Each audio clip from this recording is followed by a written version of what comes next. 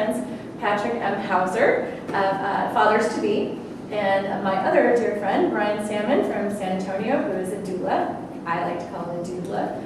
And we were just talking after the cameras went off the last time about breastfeeding. And the last time you and I talked, we talked at length about breastfeeding, but you had said something really important. You said that the dad being involved is like the crux of whether it's going to work or not.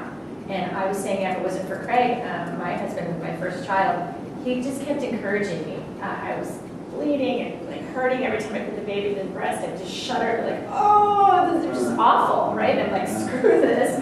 We have sent free formula. Why don't I just go to the formula? It's right there. You know, we have boxes of it. And he's like, no, I really think you should just keep going. I'm like, yeah, well, put her on your food and see how that feels. See how you like it. And luckily, he was really vehement enough about it. Had this gut feeling that I should go for it and keep at it. And he went to the hospital and he got me some stuff. He got me these great healing pads, so the cool gel pads, and encouraged me to go to a little leche league meeting. Yes. And then I was like, oh, it was awesome. I got a woman sat next to me, pulled out her boob and said, this is how you do it. And I was like, oh, and it was normal. It wasn't so weird to me. What was weird was the 4-year-old that came up and started nursing on his mom in front of me, and I was like, ew, I'll never do that. And I totally did that. Right. It's about what's normal to you, right? And I was like, oh, come on, he can talk. He doesn't. Paradigm shift. Right? Yeah. And that's what happened. So I was like, well, if I can make it to 6 months, great. Yeah. But he was there supporting me the whole way, and I don't think I could have done it without him. Well, the women I just who wouldn't have. the women who fail at breastfeeding or don't succeed at continuing it, 99% of the time didn't get proper support. Just full stop. That's how it works. If you have proper support, and support is all sorts of things. One is, education. One is demonstration. Having somebody say, and the father, most people never, there's like 15 benefits to breastfeeding for mother and child. How many people gave the father that list? So he understands the benefits of breastfeeding for the mother and the child. Once a man looks at that, goes, holy smokes, why would you not? Is it about milk? Well, yes. Is it about the closeness? Yes. Is it about the skin contact? Yes. Is it about reduced incidence of cancer and reproductive organs for the mother? Yes. Is it, it's all of these things. There's like 15 serious benefits. And that benefits, I don't mean just feel-good benefits, which there are as well. Right. But I mean serious contributions to the lives of these two beings. And so then the father just needs to cross that bridge to the intimacy and understanding that he's not being excluded. He's just not included in the same way. And then surrendering to that. And my, the consummate image for me is, the mother breastfeeding the baby and the father with his arms around that sacred trust. That sacred relationship. That's one of my favorite pictures of me and Craig. I'm nursing our brand new baby. She's our second child. And he's just squished in next to me with his arm around me, and he's just staring at her. And it's just one of my favorite pictures ever. Happy days. Yeah, just kind of taking it all in.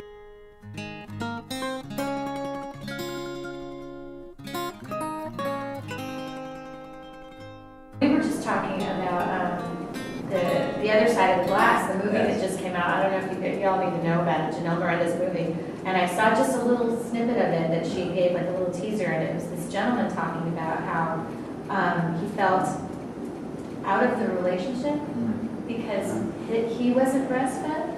Right. And so his issues around that, absolutely, surrounding how he felt about breastfeeding, how important is that? I mean, do you, but since I've never seen that part of it, do you guys talk to dads about how they were born, how that might affect their relationship during birth?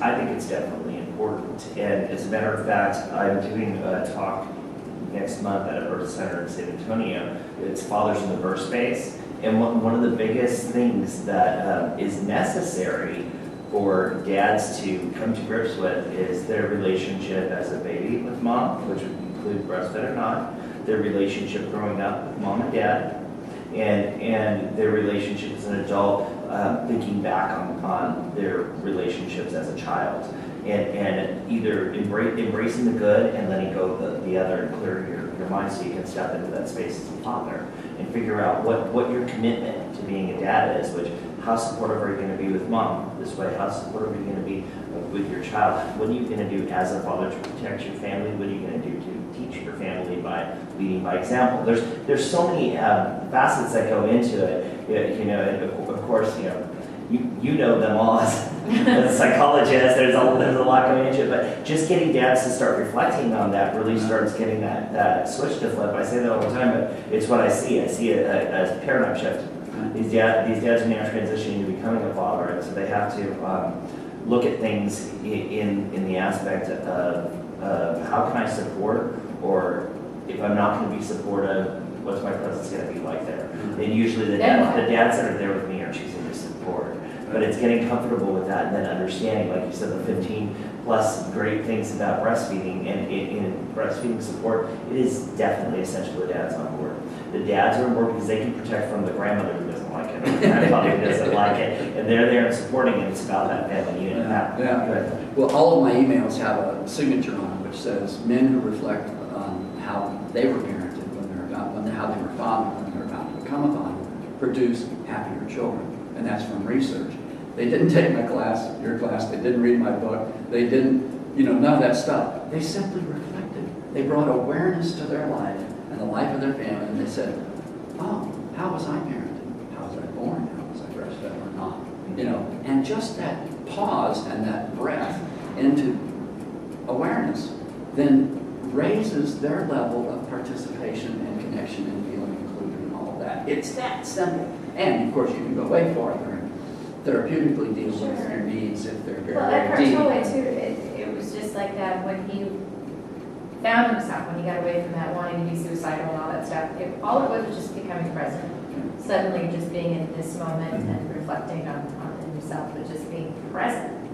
You don't need like, a 12-step program or a course. Yeah. Sometimes you don't. Yeah. Sometimes you do. But yeah, just that suggestion of reflecting. I love that you do that, and I love how you guys do that. It's so important, and if you don't have it, it's so hard.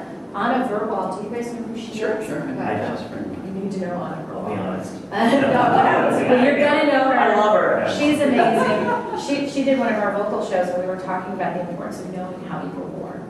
And she said that there was this, she was a photographer at this birth, and the dad was in it to win it. He was all about mom and very supportive, and they were moving together. And then right when the baby was crowning, the father stepped away from mom. It was very, you could just see this pulling away. And then he did this number. Ready? And she's like, what the heck is going on here? So the next day, she's at their home, and his mom is there making coffee, and mom's in the new mom and baby. And she asked the dad, so tell me, how were you? Do you know how you were born? And he's like, oh, I have no idea, Mom. How was I born? And she's like, oh, it was terrible. Right. And they had to pull you out, and they used the forceps, and they got you by the ears, and this one was bent and bruised, right? And so how you're born. And the cells in his body were remembering that yeah. and triggering his response. I'm surprised he didn't go more. They said that he was born, like this. It's the nuchal arms and everything. So he remembered that, but not in I remember when. Yeah. And that's a real thing. The whole muscle memory, cellular memory, and how that affects how you're born. And how you're going to think about what's going on in birth. And if a guy doesn't know, or a woman, if they don't know How they're the potential of those things, Right. and it shows up, like breastfeeding, if a guy all of a sudden just feels all this jealousy and rage and this stuff, and doesn't have a clue that it can come from that source, then he feels guilty, of course. Once you get on the guilt train, it's darn hard to get off. Oh, sure. If there's not someone else there to support the process and to go, well, by the way, you may have this experience, or what you're experiencing may be the result of, then we can bring some innocence to the process and go, okay, it's not about you. It's not, it's about either something that happened to you or something someone told you that was a lie. That you've somehow integrated and made it part of your own. And let's see if we can work that out, so you can be free of it. Yeah, so important. I want to thank you guys just for hanging out and talking about all this stuff. Not just for, with me, I'm like, hey, lucky me. But for our viewers, and I know there's going to be a lot of dads and moms sitting together and watching this. what, like, just if you had like one sentence you could say to a brand new couple walking by that's pregnant, they're like, Patrick, just tell us something, just one thing, what would you share with them that you think is really important? The word yes. Say yes during the birth and make sure that everyone in your total family and cultural environment welcomes the father in this process. Because they don't naturally feel welcome and society doesn't necessarily hang out that sign for them. And so the more he understands, feels, experiences, and integrates the welcome, then the better he would be with the process, the more he'll enjoy it. Awesome.